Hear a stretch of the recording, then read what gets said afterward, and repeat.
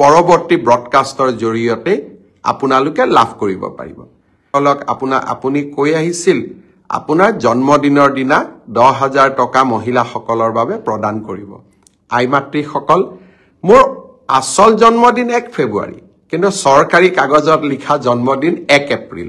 সেইকাৰণে 1 এপ্ৰিলৰ দিনাখনে মই বিহালীত যাম আকৌ এবাৰ আপোনালোকক মনত পেলাই দিব খুজিছো মুখ্যমন্ত্ৰীৰ আত্মনিৰ্ভৰ অসম অভিযানৰ এতিয়া আবেদনৰ সময় চলি আছে অহা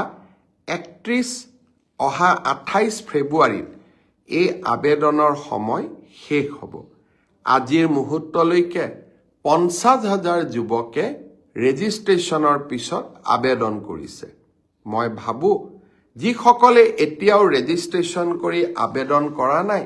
তেখেতসকলেও যাতে আবেদনৰ প্ৰক্ৰিয়া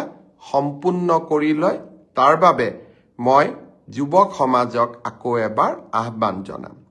চৰকাৰী কাগজত লিখা জন্মদিন 1 এপ্ৰিল সেইকাৰণে 1 এপ্ৰিলৰ দিনাখনে মই বিহালীত যাম কাৰণ